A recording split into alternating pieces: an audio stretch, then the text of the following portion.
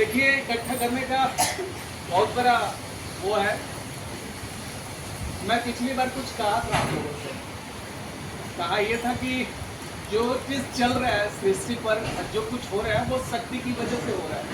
और आप लोगों में से बहुत सारे लोग हैं जो शक्ति का पूजा भी किए हैं। माँ दुर्गा का नवरात्रि चल रहा है, आज नवमी भी है और कल विजयदशमी भी होगा।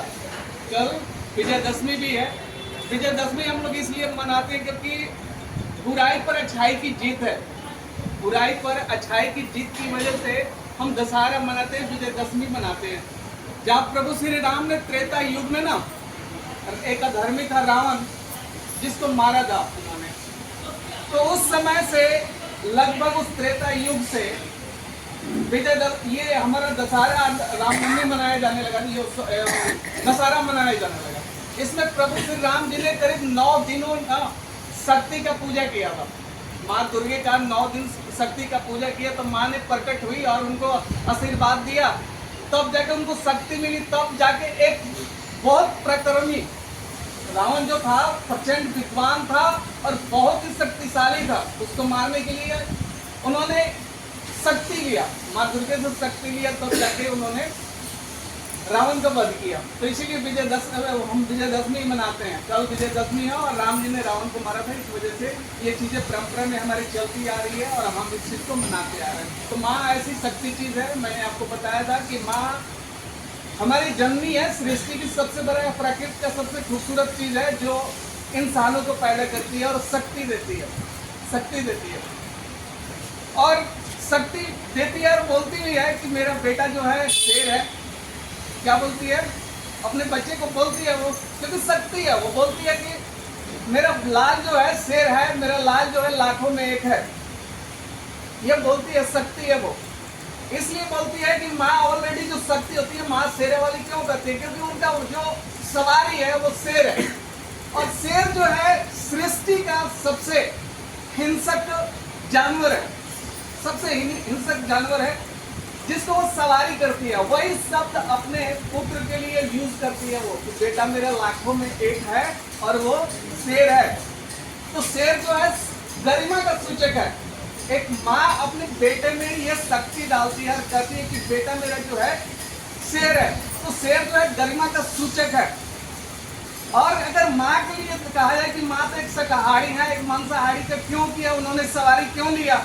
तो मन जो है शेर के प्रतीक होता है। मन को जिसने कंट्रोल कर लिया, मन पर जिसने काबू कर लिया, मन जस्ट लाइक आपका शेर की तरह है, ठीक है। तो इसीलिए कहा जाता है कि मन जो है शेर का प्रतीक है। माँ जो है शक्ति जो है मन के ऊपर काम करती है, मन को ताकतवर बनाती है। तो होता क्या है, शेर की बात आती है तो इस पृथ्वी पर, इस प्लेनेट पर शेर जैसा कोई खतरनाक जानवर नहीं है। उस उपमा को, उस शब्द को माँ अपने बच्चों के लिए यूज करती है। और शेर की क्या खूबसूरती है, आप लोग की पता है कि जंगल में बहुत सारे जानवर होते हैं, जंगल में बहुत सारे जानवर होते हैं, उसमें एक शेर जो होता है राजा होता है। शेर होता है, राजा होता है। देखिए वो हाथी इतना बलवान है, शक्तिशाली है कि शेर को मारे ना, अगर तुलनात्मक बात किया जाए, अगर शेर को हाथी अगर पैर में रख दे तो शेर क्या है, जमीन के अंदर धंस जाएगा। लेकिन जब दोनों आमने सामने आते हैं ना, दोनों आमने सामने, हाथी भी आता है और शेर भी सामने आता है, तो शेर क्या सोचता है, वाह क्या मेरे सामने शिकार आ गया है। और हाथी क्या सोचता है, इतना शक्तिशाली होने के बावजूद क्या सोचता है, यार ये तो मुझे आज खा जाएगा। तो वहां तुलनात्मक दृष्टि से अगर देखा जाए तो वहां गेंडा भी है, टाइगर भी है, जिराफ भी है, बहुत सारे ऐसे जानवर हैं जो जंगल में मजबूत है शेर से। बाघ जो है आपका शेर से ज्यादा मजबूत है, लेकिन वो जंगल का राजा नहीं है। हाथी इतना मजबूत है लेकिन वो जंगल का राजा नहीं है। वो जिराफ इतना लंबा है, वो जंगल का राजा नहीं है। जंगल का राजा कौन है? तो शेर है। तो शेर क्यों जंगल का राजा है, ये चीज आगे बिल्कुल समझ लीजिए। जस्ट और वही भावना, वही बातें, गुण जो है एक माँ अपने बेटे में ढूंढती है, शेर वाली क्वालिटी ढूंढती है, करती है। इसीलिए वो कि बेटा तू लाखों में एक है, बेटा तू शेर है, तू शेर दिल का बच्चा है, ये करती है। तो क्यों करती है, इसके पीछे रीजन जान लीजिए कि हम ऐसे भी शेर को क्यों गरिमा का सूचक है। अगर वही बात हुई हाथी और शेर की तुलना, तो आपने देख लिया और ये भी तुलना देखिए कि वो शेर जो है ज्यादा तेज दौड़ता भी नहीं है, 40 या 50 किलोमीटर की स्पीड से दौड़ता है, जबकि टाइगर जो है 60 की स्पीड किलोमीटर दौड़ता है, चीता भी 120 की स्पीड में दौड़ता है। फिर भी ये सारे जानवर जो है, लोमड़ी सबसे ज्यादा चलाक होती है जंगल में, लेकिन वो जंगल का राजा नहीं बनती है। तो शेर क्यों बनता है कि भाई शेर की मौजूदगी अगर कहीं वो बैठा है ना, तो पूरे 4 किलोमीटर के परिधि में उसकी जो है खामोशी गूंजती है। और शेर जंगल का राजा इसलिए है कि अगर वो शिकार के पीछे जाता है ना, तो अपने आप को डाइवर्ट नहीं करता, सिर्फ उसकी फोकस जो होती है शिकार के ऊपर होती है, टारगेट के ऊपर होती है, इसलिए शेर जंगल का राजा है। अगर बाघ और शेर दोनों का एक टारगेट दिया जाता है ना, तो बाघ के रास्ते में अगर दौड़ रहा है टारगेट के पीछे, अगर भैंसा आ गया तो शिकार हिरण को छोड़ देगा, और बाघ जो पीछे पड़ जाएगा, किसके भैंसे के पीछे पड़ जाएगा, हिरण को छोड़ देगा। लेकिन शेर की ऐसी चीजें होती है कि एकत्र होके पूरे संयम के साथ अपने टारगेट को देखते रहता है।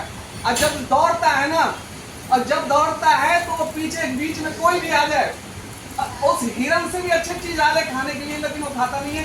जब करता है तो टारगेट को ही हिट करता है, उसी हिरण को मारेगा जिसके लिए वो इंतजार करता है। तो वो अपने गोल को सबसे ज्यादा पसंद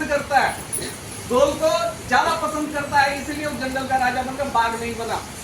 और रही बात जिराफ, और अब जितने भी जानवर हैं नहीं बने, हाथी के जैसे मैंने तुलना भी किया, तो शेर में कुछ खूबसूरती होती है, उससे हमें लीडरशिप की क्वालिटी मिलती है।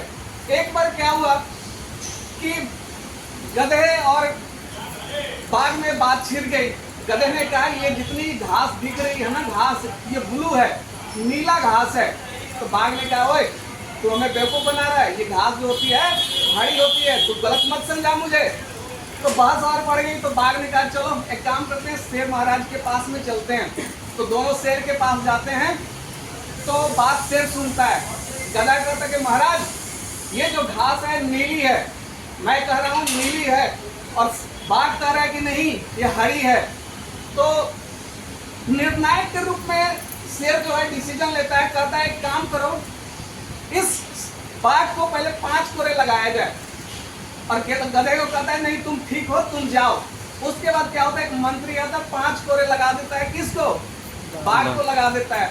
फिर बाघ वो चला जाता है, गधा तो पूछता है महाराज मैं तो आपके कुल खानदान का हूँ, 5 कोरे किस लिए लगाया। शेर कहता है कि इसलिए लगाया कि तुम गधे से बहस कर रहे थे, वो कह रहा है ना तुमने अपना टाइम और एनर्जी खराब किया फालतू बातों में उलझ के, इसलिए तेरे को 5 कोरे लगाया। वो कह रहा है कि अगर नीला है तो कहता है ठीक है नीला है, हम जान रहे हैं कि घास जो है हरी होती है। तो उस बहस करने के लिए भी तुम्हें पीटा गया। तो जो शेर है अच्छा निर्णायक भी है। अब बात आती है कुत्ते और शेर की। तो शेर क्या करता है, दहाड़ता है, अपने मौजूदगी को एहसास दिलाता है। जैसे मैंने बताया करीब 4 किलोमीटर में वो उसकी मौजूदगी का एहसास होता है। जैसे आदमी कोई होता है ना, उसकी जैसे घर में कोई अच्छी अगर बत्ती डाल दो ना तो पूरे घर में भीनी भीनी खुशबू फैल जाती है, उसी तरह आदमी का ऑरा होता है, आदमी के गुण होते हैं, अच्छाई होती है, धीरे धीरे फैलता है। ठीक है। तो कुत्ते की क्या काम है, कुत्ते और शेर की तुलना देख लीजिए जरा, इसमें क्या होता है। कुत्ता को कुछ भी खिला दो आप, कुत्ता को कुछ भी खिला दो खा जाएगा, टमाटर खिला दो टमाटर खिलाएगा, प्याज खाएगा, अंडे खिला दो अंडे खा जाएगा, जो कुछ खिलाओगे गंदगी खिलाओगे खा लेगा। लेकिन शेर खाने पीने से कॉम्प्रोमाइज नहीं करता, वही चीज खाता है जो उसके नेचर है, स्वभाव है, और दहाड़ता है, भौंकता नहीं है। तो कहने का मतलब इन बातों से यही है कि हमें जो चीज शब्द मिल रहा है उस शब्द क्या होता है, एनर्जी होती है, ताकत होती है। तो इंसान की अपनी जो चीजें होती है सीखना होता है कि माँ जो दुर्गा वाली है, शेरा वाली है, शेर का क्यों यूज करती है। तो शेर इसीलिए उनका वाहक है क्योंकि मन को जिसने काबू कर लिया, मन को जीत लिया, शेर की तरह जो क्वालिटी ला लिया, वो बिल्कुल मेरे पुत्र है। वही माँ अपने बच्चे को उदाहरण देती है। पिछली बार की मीटिंग में मैंने ये भी कहा कि जीवन में शक्ति का हमें बहुत ज्यादा वो होता है, तो नारी शक्ति बहुत ज्यादा पावरफुल होता है, उसका हमें सहयोग मिलता है, मदद मिलता है। तो उसका हमें सही तरीके से जीवन में लाकर उसको उपयोग करना है। ठीक है, आदर करना है, सम्मान करना है, नारी शक्ति का हमेशा इज्जत करना है। तो ये चीज करना है। देखिए बात तो आज शक्ति का ही हो रही है, तो मैं शक्ति के ऊपर एक और आपको छोटी सी कहानी बताता हूँ। कहानी यह है कि एक लड़की होती है जो लखनऊ से दिल्ली आना चाह रही है सीआईएसएफ की परीक्षा देने के लिए। कहानी जो है रियल और वास्तविक कहानी है। ये घटना घटता है सन 2011 में, 11 अप्रैल की घटना है। एक लड़की ट्रेन में बैठती है और बैठ के दिल्ली आना चाहती है। उसका पेपर है सीआईएसएफ का, ठीक है, सीआईएसएफ का पेपर होने के लिए। लेकिन जैसे वो बरेली में आती है, कुछ उसमें चैन स्नैचर, छीना झपटी करने वाला लोग, चोर उसमें चढ़ जाते हैं ट्रेन में, ठीक है। तो करते क्या है, उसको देख लिया कि उसके गले में चैन सोने की चैन है, छीनते हैं उससे। लेकिन वो रहती क्या, थोड़ा सा वो वॉलीबॉल खेलते हुए रहती है लड़की, तो थोड़ा उसके शरीर में कष्ट रहता है, वो फाइटिंग करती है, लड़ती है उन चोर बदमाशों से कि मेरा चैन मत छीनो। लेकिन वो ज्यादा रहते हैं, क्या करते हैं, चैन छीन लेते हैं और उसको बरेली के आसपास उसको धक्का दे देते हैं। तो वो जो लड़की होती है गिर जाती है। तो गिरती है तो आपको पता, ट्रेन से उसको फेंक दिया जाता है। तो दूसरे साइड का ट्रेन होता है, ट्रैक होता है, उस ट्रैक पर जाके वो गिरती है। तब तक उधर से एक ट्रेन आता है, उसकी एक और बाई पाँव कट जाती है, तो गिर जाती है और 7 घंटे वो बेहोश रहती है। उस बेहोशी में उसके रात भर पैर कटने के बाद उसको चूहे उसके हड्डियों को खा रहे थे, चींटियां उसकी हड्डियों में लग गई थी। तो करीब 49 ट्रेन जब से गिरी हुए, 1 बजे के आसपास ट्रेन से ये घटना हुआ उसके साथ, और उसको फेंक दिया गया, वो गिर गई। और रही दूसरी बात की एक और घटना गई, तो गिरने की घटना घटी। और दूसरी क्या, उधर से ट्रेन आ रही थी, उस ट्रेन के चपेट में उसकी एक टांग, बाई टांग कट गई। पूरी रात 7 घंटे वो पड़ी रही उस ट्रैक के पास। रात में उसके पैर को चूहे, चींटियां, कोकरोच क्या क्या खा रहे थे, कीड़े उड़े खा रहे थे। सुबह लोग शौच के लिए जाते हैं ट्रेनों के आसपास, तो उसको देखा ऐसी दशा में, तो उसको एम्स में भर्ती कराया गया। उसको एम्स में भर्ती कराया गया। 24 घंटे के बाद उसको होश आती है। 24 घंटे के बाद उसको होश आती है तो देखती है उसकी माँ और पिताजी रो रहे हैं। तो माँ पिताजी को रोते हुए देख के वो लड़की कहती है कि रो क्यों रही है, आप लोग रो क्यों रहे हैं? अगर इतनी बुरी घटना से मैं अगर बच के आई हूँ और जिंदा हूँ, तो इसका मतलब भगवान मेरे से कुछ चाह रहा है। भगवान मेरे से कुछ चाह रहे हैं, इसीलिए मुझे उन्होंने जिंदा किया है। 1 पाँव ले लिए हैं तो क्या हुआ, मुझे जिंदा रखे हैं, इसका मतलब है कोई मकसद है, कोई कुछ चाह रहे हैं। भगवान मेरे जीवन से कुछ चाह रहे हैं, वो इसीलिए जिंदा है। मेरी माँ तू मत रो, रोने की जरूरत नहीं है तुझे। अपने माँ बाप को चुप कराती है और इस पीड़ा से वो बाहर आती है, सही होती है। तो जाके वो ट्रेनिंग लेती है माउंटेन पर चढ़ने के लिए, ट्रेनिंग लेती है। और 6 महीना ट्रेनिंग के बाद में 2013 में वो एवरेस्ट की पहली विकलांग महिला जो पर्वत पर चढ़ जाती है, एवरेस्ट माउंटेन बनती है वो। लेकिन इस बीच में उसने कभी हाय तो नहीं बचाया कि मेरा पैर कट गया, मैं अब जीऊंगी कैसे, मैं तो बर्बाद हो गई, मेरे सपने बर्बाद हो गए, ये हो गया। कभी उसने रोना गाना बिल्कुल नहीं की। कहीं क्या हुआ, पैर कट गया तो कट गया, लेकिन जिंदा हूं तो कोई मकसद है मेरे जीने के लिए। और उस लड़की का नाम है अरुणिमा सिन्हा, अरुणिमा सिन्हा नाम है उसकी, नेट पर आप लोग सर्च कीजिएगा। तो उसने ये शक्ति का परिचय दिया कि अगर आदमी चाह ले, अगर आदमी में शक्ति है, अगर भगवान ने मुझे जिंदा रखा, भरसक मेरे पैर नकली क्यों नहीं थे, लेकिन उसने एवरेस्ट पर अपना झंडा गाया। अब पहली विकलांग महिला एवरेस्ट की वो बनी है, वो अपना रिकॉर्ड की नाम पर। तो ये देखिए, बहानों से ना आप अपने आप को बर्बाद कर सकते हो, बहाने से बर्बाद कर सकते हो, दूसरा कोई बर्बाद नहीं करता। आपके साथ शक्ति अथाह है, आपके माँ बाप का शक्ति आशीर्वाद है आपके साथ, आपकी पत्नी का प्रेम है, स्नेह है, आशीर्वाद है, आपकी बेटी का सौभाग्यशाली है जो आपके घर में आई है, जो बेटी आई है उसका प्यार आपके साथ है। तो इतना कुछ होने के बावजूद अगर इंसान ये कहता है कि मेरे से कुछ नहीं हो सकता, मैं परिवर्तन नहीं कर सकता, मैं अनुशासन में नहीं रह सकता, तो ये तो बिल्कुल गलत बात है। ऐसे हजारों उदाहरण हैं जिससे ना आदमी ने अपने जीवन को बदला है और परिवर्तित किया है। सिर्फ सोच की फर्क होती है। जिस दिन हमने सोच लिया कि मुझे अच्छा करना है ना, उस दिन से हम अच्छा करना शुरू कर देते हैं, अच्छा बनना शुरू हो जाते हैं। तो वो हर लोग में, हर चीज में वो शक्ति मौजूद है और शक्ति को हम देखा नहीं किया जा सकता है। तो आप लोग का एकत्र करने का यही मेरा वो है, मकसद है। देखिए दिन सारे पावन है, माता का दिन है, और कल दशहरा भी, आप सभी को ढेर सारी दशहरे की शुभकामनाएं। मैं तो यही कहूंगा कि आप लोग अपने शक्ति को, ऊर्जा को पहचाने, और जीवन जो मिला है ना, ये बहुत सुंदर जीवन है, ये जीवन सी बहुत सुंदर है। और यही मौका है सेवा सत्कार घर में माँ बाप, बहन का, बेटी का, सभी का करने का, क्योंकि माँ बाप हमारे अंगूठे के समान होते हैं। माँ बाप का आशीर्वाद अंगूठे के समान होता है। यदि ये अंगूठा हमारा नहीं रहे ना, तो एक दिन ऐसे करके देखिएगा हमारे क्या दशा होती है, इन चारों उंगलियों का दशा क्या हो जाएगी। तो ये समझिएगी कि माँ बाप हमारे घर में अंगूठे के समान है, उनकी इज्जत सम्मान करना है। और जिस लिए भेजे है ना कि मेरा बेटा पुरुषार्थ करेगा कंपनी में जाकर, वो पुरुषार्थ करना ही है, मेहनत से पीछे नहीं हटना है। और जो इंसान मेहनत किया है ना, संघर्ष में खड़ा रहा है, वही कामयाब हुआ है।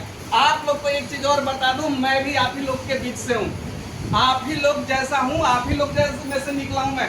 कोई बाहर से मैं भी नहीं आया था, मुझे बोलने नहीं आता था, किसी को समझाने नहीं आता था, कैसे टीम को लीड करने नहीं आता था, लेकिन मैंने क्या किया, सीखा, मेहनत किया, मेहनत से एक पाँव भी पीछे नहीं किया। लोग कहते तो 12 बजे आकर काम सीखना है, करना है, ठीक है जी मैं आ रहा हूँ, मैं डटे रहा, पीछे एकदम हटा नहीं। और वही कारण है डटने का कि मैं आपके सामने हूँ, आपको लीड कर रहा हूँ। आपसे ज्यादा टीम को मैंने लीड किया, 1000 लोगों की टीम लीड किया है, 6 प्लांट को अकेला लीड किया हूँ। तो आप लोग के बीच में यदि भगवान ने भेजा है, तो इसीलिए भेजा है कि आप लोग को मैं बेहतर कर सकूँ और बेहतर बना सकूँ। नहीं तो इस तरह कोई किसी के बीच में नहीं आता, कोई किसी के जीवन में नहीं आता। तो ये एक अच्छाई है कि हम लोग एक साथ मिले क्यों हैं, अपने दिमाग को विकसित करने के लिए, खुद को विकसित करने के लिए। अगर हमारी सफलता अगर नहीं मिल रही है, तो इसके पीछे मेरे माँ बाप, मेरे भाई, मेरे कोई परिस्थितियां नहीं है, उसके पीछे सिर्फ हम हैं, हम। क्योंकि हमारी अनुशासन ठीक नहीं है, दिनचर्या सही नहीं है, काम करने का तौर तरीका सही नहीं है, जिसके वजह से हम पीछे हैं, हम पीछे हैं, और कोई कारण नहीं है। अगर कोई भी फेल्यूर है जीवन का, उस इसलिए है कि हम चीजों को सीरियस नहीं लेते। मुझे ये चीज बनना है, मुझे अच्छा स्टाफ का सेटर बनना है, मुझे अच्छा प्रोडक्शन देना है, मुझे अच्छा डिसिप्लिन में रहना है, मुझे सेफ्टी शूज पहन के आना है, ये मेरे लिए है ना, कंपनी के लिए थोड़े है। सेफ्टी शूज पहनना है, मुझे जूता पहनना है, सही ढंग से रहना है, उस किसके लिए है, आपके खुद के लिए है, कंपनी के लिए कुछ भी नहीं है।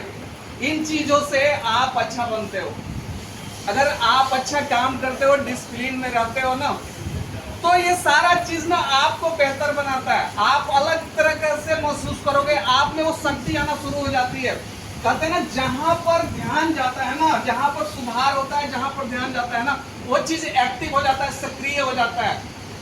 अगर कोई समस्या है, छोटा सा समस्या है ना, अगर उस पर बार बार ध्यान जा रहा है, तो समस्या छोटा मालूम चलता है, इतना बड़ा हो गया। तो हमने क्या करते हैं, समस्याओं को बड़ा कर लेते हैं। लेकिन भगवान क्या करते हैं कि कोई भी समस्या ना होने से पहले मैं उसका निदान दे चुका हूँ, बशर्ते आपकी सोचने की जरूरत है। राई को पहाड़ नहीं बनाना है, पहाड़ को राई बना देना है। ये ह्यूमन क्षमता होती है। ह्यूमन के पास, हमारे पास इतनी क्षमता है, पूरी ब्रह्मांड की शक्ति है। हमारे दिमाग से 11 वाट की बल्ब जल सकती है, इतनी हमारे दिमाग में ताकत है। तो ये पूरी ब्रह्मांड की शक्ति है। मैं तो चाहूंगा आप लोग यूज करो और इसका इस्तेमाल करो, जो हमारे शक्ति अंदर आई हुई है, शक्ति मिली हुई है। नहीं तो इस शरीर का कुछ होना जाना नहीं है। ये शरीर जो है, ये जीवन का एक ही पर्पस है, इसको संघर्ष में रखो, मेहनत कराओ, नहीं तो ये कुछ किसी काम का नहीं है, किसी काम का नहीं है ये शरीर।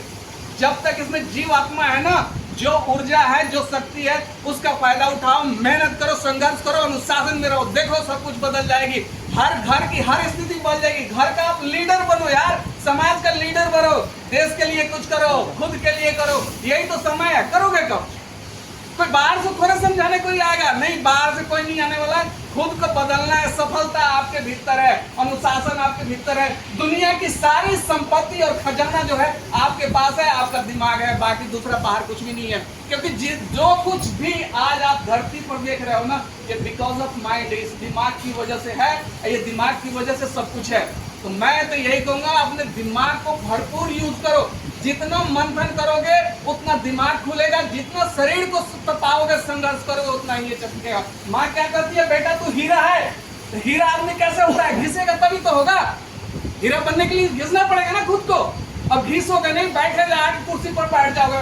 लो भैया, हम पुरुषार्थ करने आए हैं, मेहनत करने आए हैं, ये कर्म भूमि है, माफ किसी को नहीं करता।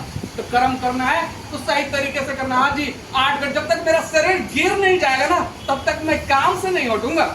जब तक मेरा शरीर गिर नहीं जाता, थक के चूर नहीं हो जाता, मतवाला नहीं हो जाता, गिर नहीं जाता, तब तक मैं काम से नहीं उठूंगा। इस इंटेंशन से जाकर देखो, जापान के लोग 17-18 घंटे करने के काम करते हैं, लेकिन वो गिरते नहीं। हमसे छोटे हैं, उनके पास प्राकृतिक संपदा भी नहीं है, दूध दही भी नहीं है, माँ बाप का इतना प्यार भी नहीं है, लेकिन वो क्या करते हैं, वो अपने आप को मजबूत कर रखे हैं। मुझे 18 घंटे मेहनत करना है, मुझे देश को आगे ले चलना है, मुझे समाज को आगे ले चलना है, मेरे को परिवार को देखना है। मैं अपने माँ का हीरा बेटा हूँ, मैं अपने बहन के लिए कुछ देना चाहता हूँ, अपने बेटी के लिए कुछ करना चाहता हूँ। तो पुरुषार्थ करोगे ना जी, पुरुषार्थ नहीं करोगे तो कुछ भी नहीं पाओगे। कर्म भूमि है, भगवान ने सीधा कहा है, जो करेगा वही पाएगा। तो कर्म प्रधान विश्व रचि रखा, जो जो से करही सो तो फल जाएगा। कर्म का है, कर्मशील बनिए।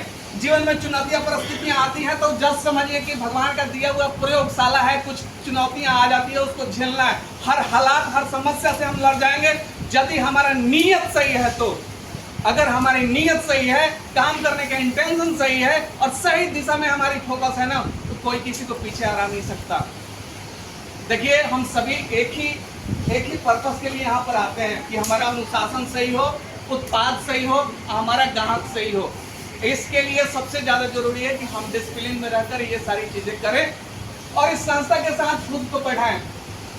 ठीक है जी। देखिए, मेहनत करने से कोई नहीं मरा है, नहीं मेहनत करने वाले को मैंने देखा है। बिछावन पर पड़े पड़े ना, त्रिलोकी धाम जाते हुए मैंने बिल्कुल देखा है। सिर्फ बिछाना पर पड़े पड़े ही सब कुछ हाथ में आ जाए, ऐसे हो जाए, वैसे कुछ नहीं होता।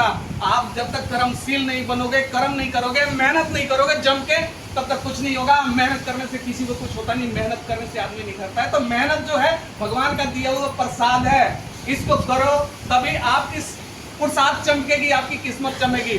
भाग को अपना काम करने दो, लेकिन आपको अपना काम करना है। यही जीवन है, यही सत्य है।